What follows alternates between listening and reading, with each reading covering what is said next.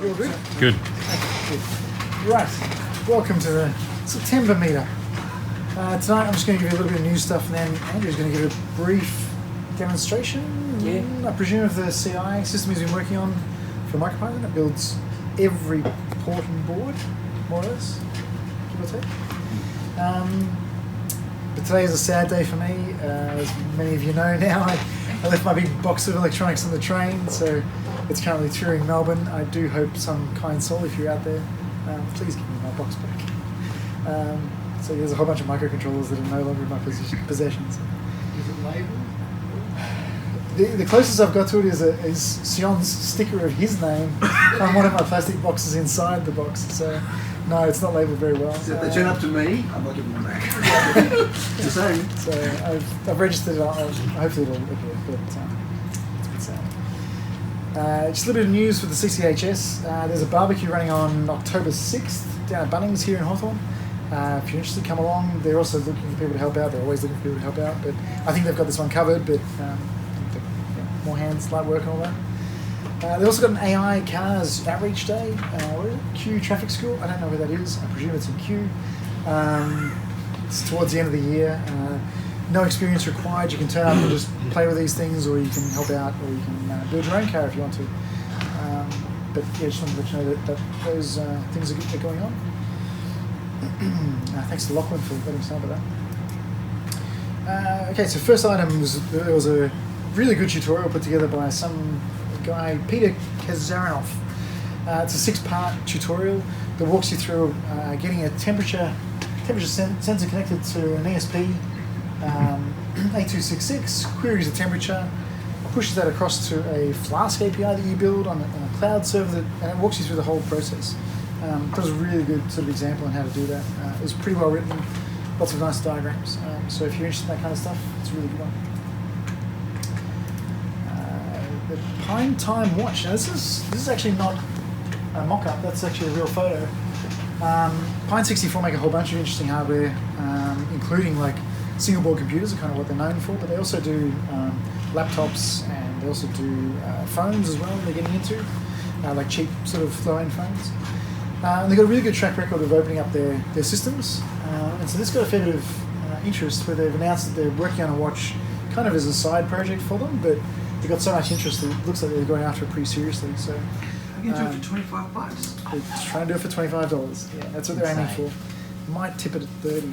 But, yeah, the Nordic chipset. And $100, like the screen. So else? they've revealed that the band and the mechanics is actually used from another watch. It's been used. You can actually go on O'Reilly and find watches that look similar because they're actually using the same casings. But all the electronics and all the software they're going to own themselves, as in deliver themselves. So, looks quite interesting. And so they were trying to drum up support a little bit, looking for embed developers or just testing the water for free RTOS people as well. So will they be open? So you'll be able to hack them and code them and... Does seem like it, yeah. So, right.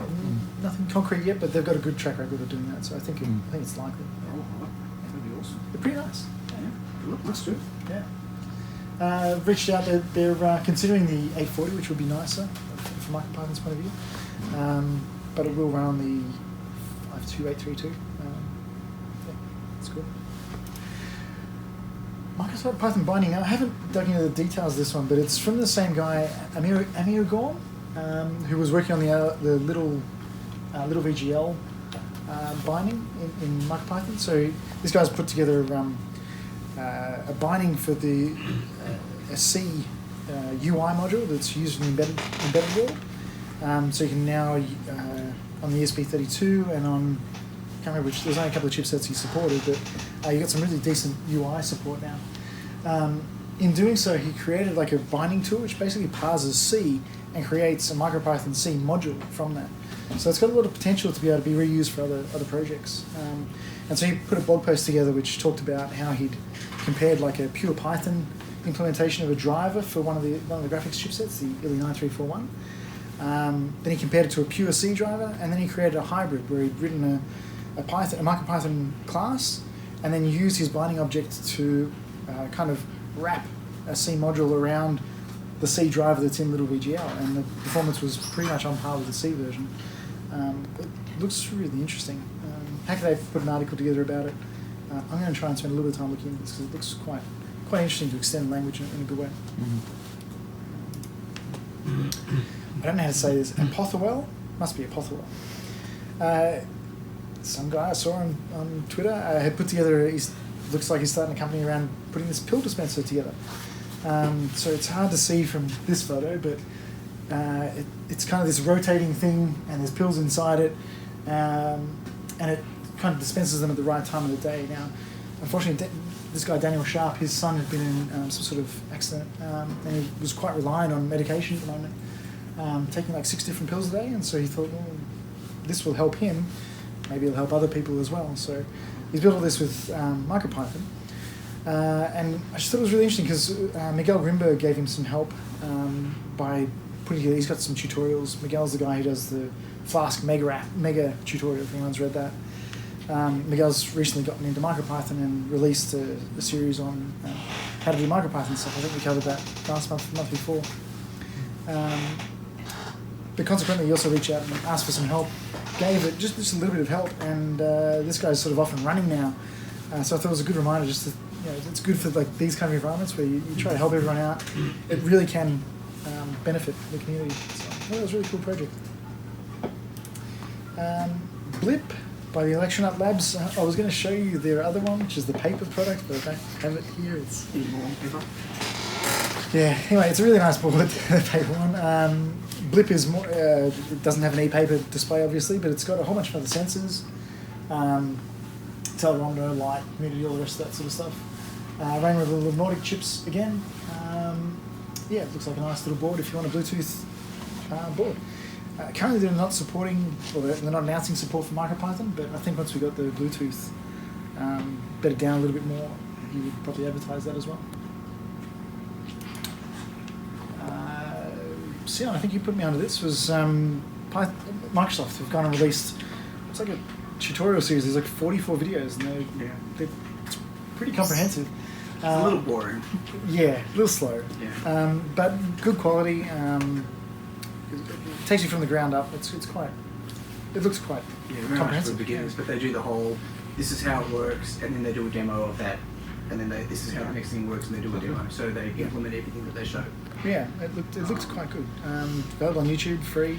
If you're looking to get into to learn Python, or if you know people who want to, it's a good one to point you toward. SparkFun released a whole bunch of these Artemis boards. So it's built around this module. The module's Cortex M4F, 96 meg.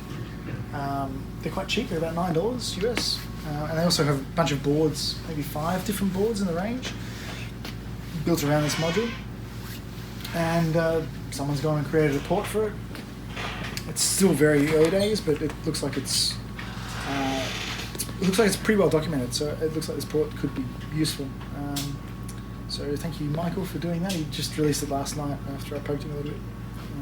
It's got some sort of radio on it, does it? BLE, yeah. Yep. It's got a heap of GPIOs on it, so 48, fairly small module. So it's their own design, SparkFun's own design. Yes, SparkFun's own design. They're wrapping up a chipset by a company that starts with A.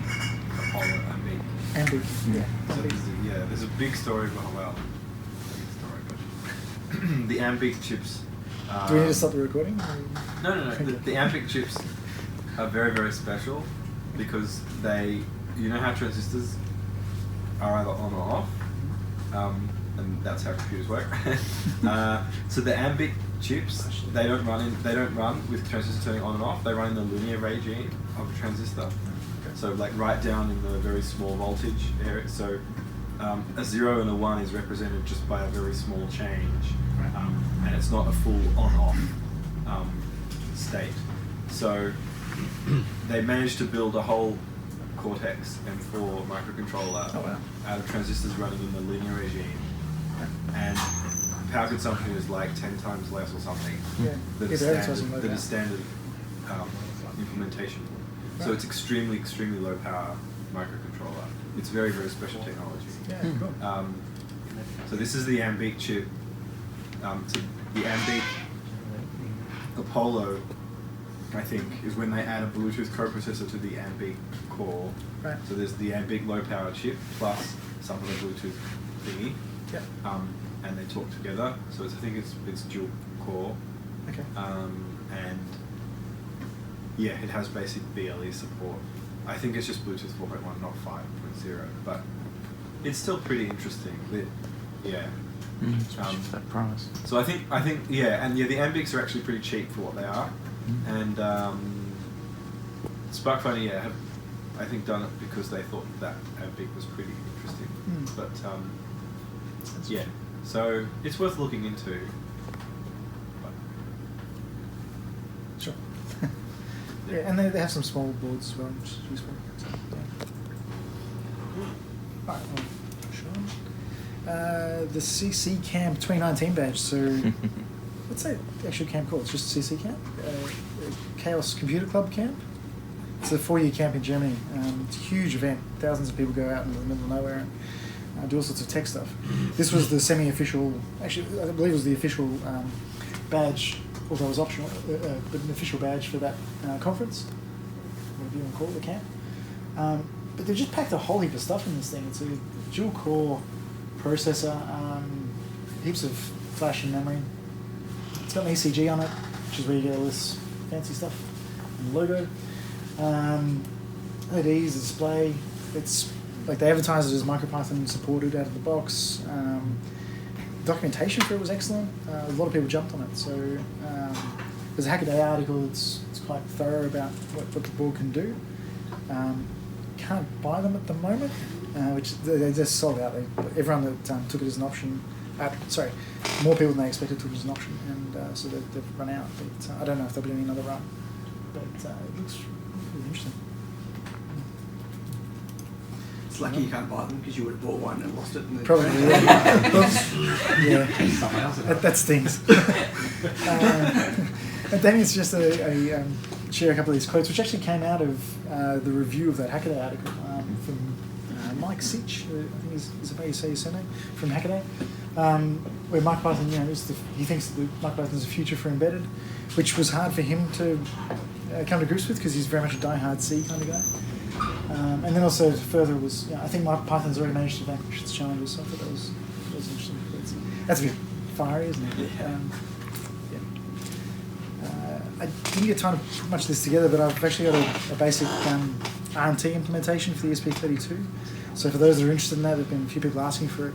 I'll try and get a pull requests together in the next few days anyway. We'll test it tonight. So anyone who's interested, come play. And I think that is all I've got for you.